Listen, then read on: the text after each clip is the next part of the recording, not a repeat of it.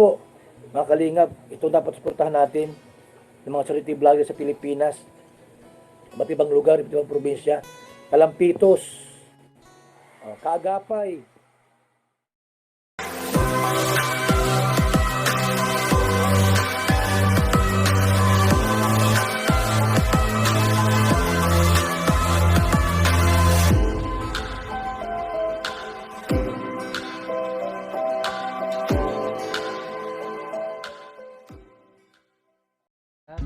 Maraming salamat sa iyong matulong sa akin, magkakapay.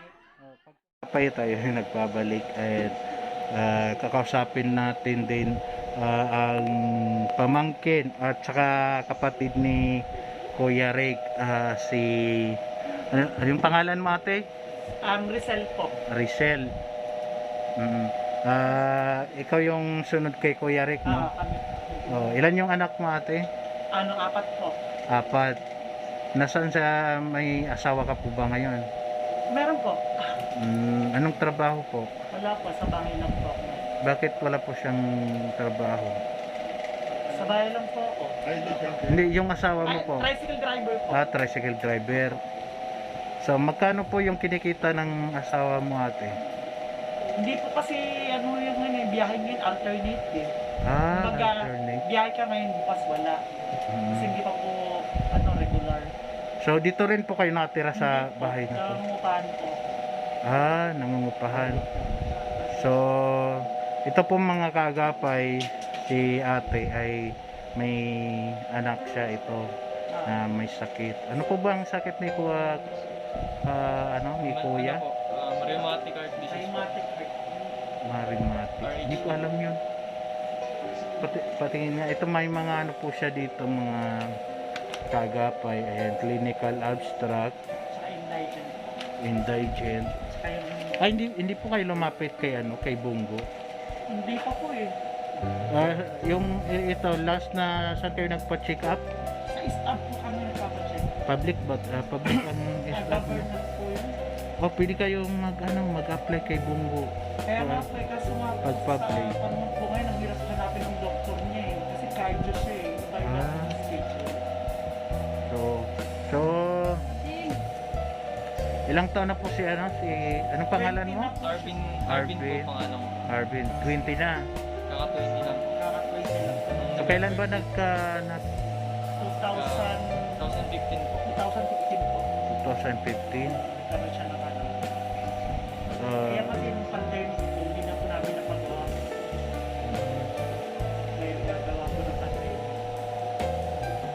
Hindi ko rin alam tong sakit sa Ano daw po kasi, source daw po ng sakit ko. Dati daw po nung maliit ako, nagka-tonsil po. Tapos po yung mga gamutan hindi po natatapos ng 7 days. Kaya po yung bacteria, bumababa daw po sa heart. Hanggang sa naging naapektuhan na po yung heart. 2015 po ako na-ICU po ako nung 2015. 11 days po ako nun. So, ano ba yung mga, ano ba yung mga nagiging epekto nito? Ano yung mga epekto ng sakit niya? May nagkakaroon ba siya, nagko-collapse ba? Or Opo, minsan po. Nararanasan ko po hindi na po normal yung paghinga tulad ng dati na mabilis na lang po mapagod. Kaya po mabilis na lang po yung hingalan mo. so bawal ka mag-basketball. Bawal po. Dati po. So nag-aral ka ba? Actually po sir, stop po ako ngayon kasi nga po makulangan sa tuition, sa financial. Kasi po nung Bali, ilang years ka na ilang first year college po dapat first year ako. college. Kaso po hindi ko po makuha yung credentials ko po sa dating school ko kasi po may balance po ako dun sa school ko kaya hindi ko po mabayaran. Di po ako napag-enroll sa mga Ba't hindi binayaran ni nanay? Yan po mga 21 dapat po eh. Diba September ko lang ginawa. 2020 na nalagay. So iyan mo yan, i-try mo kay Bungo baka niya. Alam mo ba yung ano, yung mga requirements paano Oo nga po. email Kasi kay nga po Bungo? kasi ang kailangan ko kasi bago yung clinical abstract namin. Oo, Yung kailangan updated. Yung doktor niya po kasi hindi namin makita. Kasi sa cardio na po siya ngayon, hindi na siya pedya.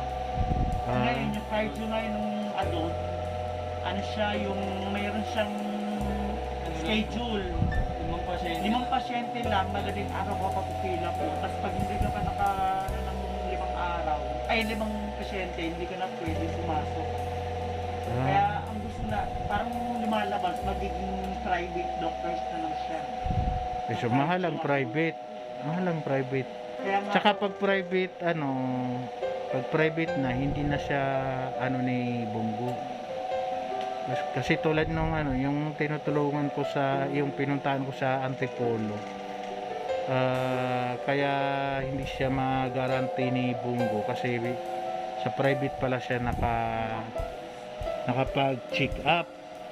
So ang programa ni Bungo kasi sa public hospital yung ano niya, cover niya.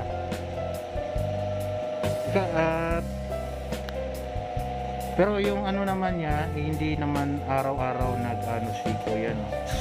hindi, nag-ino po siya ng gamot maintenance po araw-araw. Bukod po sa injectable niya na every 21 days. Every 21 days. Nag-inject po siya. Tapos bukod po sa maintenance niya na ano, na ininom niya araw-araw. Twice ba yun, di ba? Twice a week. Twice a week. Lanoxin. Lanoxin, saka yung Furosemide, Captopril. Ang dami. So, siyempre, binibili yan. Opo. Magkano yung gamutan niya sa araw-araw? Yung total lahat ng iniinom niya? Sa branded, mahal eh. Kasi kaya kinakailangan ko kasi talaga niya branded eh. Kasi Isang gamot. sa puso ko kasi kailangan branded. Oo. Pero pag wala ka naman talagang pambili, pwede ng generic. So, paano yan? Yung kinikita ng asawa mo, nagkakasya ba yun? Pinakakasya naman po. Paano mo hinahandle yung ganyan? Kailangan yung anak mo ito, kailangan yung araw-araw na gamutan niya, yung gamot niya, tsaka yung gastos niyo sa pamilya. Pinagkakasya na lang po. So importante, gamot. Oo. Minsan kahit papaano nairaraos din yung mga ano natin, pero ang mahirap yung ganyan talaga na may nagme-maintenance sa isang pamilya. Kasi kailangan kayod tayo ng kayod, ganyan. Okay, sana kung lahat tayo healthy kasi kahit pwedeng magpahinga ng isang araw, pwede pa. Ayan. Ikaw, kapatid, baka may gusto kang sabihin sa mga viewers natin. Ayan. Ang ano po, masabi ko lang po, sana po may makatulong po sa akin kahit po sa panggamutan ko lang po pang araw-araw, tsaka po sa pang today ko po para ma-check po yung heart ko kung ano na po yung yun na po yung bahiling. Tsaka nagpapasalamat po sa inyo. Ikaw, ate. Yun din po, ako lang sinabi ng ano po, sana po din po, matulungan kami sa pang-araw-araw na kami. Wala kang ibang pinagkakakitaan ito. Wala nga po eh. Dati po sa Dating ano, kasambahay po. So, ito na po ako eh. Wala ka bang ibang ngayon na pwedeng pagkakitaan mo? Kung maaari po, kung ano man ang bibigyan ni Kebal, siya na po paano kung ibibigay niya po sa akin. Para may pagpakita Ayan, ikaw, nawagan ka kay Kuya. Kebal. Sana po matulungan niyo kami kahit paano. Kahit konting lang patulong. Okay na po sa amin. Ayan po mga supporters po to ni Kuya Bal. Ayan. Si ate po, kapatid po ni Kuya Ray. Tapos ito yung nanay niya. Ito naman, bali, apo ni nanay na may sakit. Ito po yung anak kong bunso. Yan po yung sumunod. Kasi yung dalawa ko. Itong anak mo, bakit ang payat-payat? Oo, maaaring po yun eh. Oh, ang payat-payat po ng... Yan sila na lang po yung dalawa kong yung dalawa ko po may asawa. So yun po ate, sana at nanay, sana may mga blessings na dumating sa atin.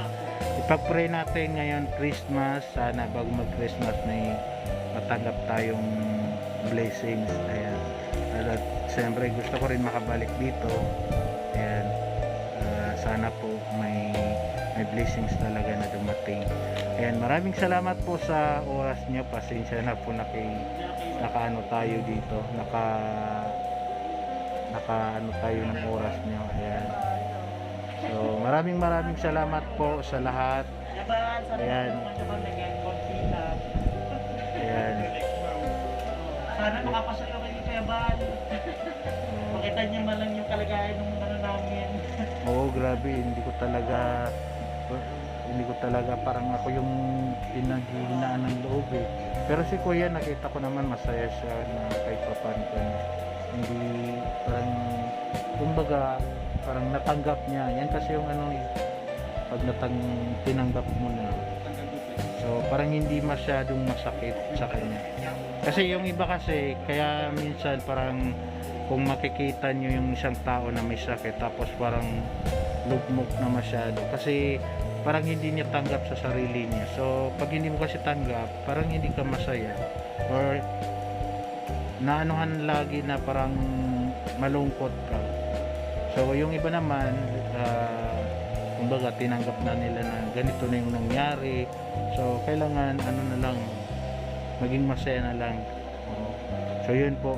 So maraming salamat po sa pamilya ni nanay. Ayan, sana po may makasuporta po sa kanila.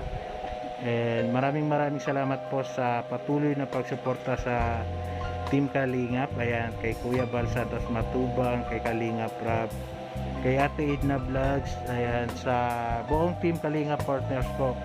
Ayan, maraming salamat po. And God bless, advance Merry Christmas. Thank you. Napaiyak po siya bukas. Maraming salamat po kuya sa pag-share na walang paa, walang kamay. Magkakabari ako dito, bigyan ko sa'yo. Hindi nila alam. Si kuya nandito. Ano pangalan niyo kuya?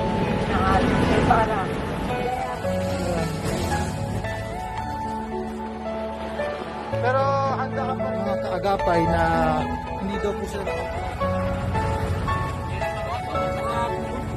Tapos iniisip kahit pa ako. sino po ang kasama niyo dito? Hinihiling ko lang.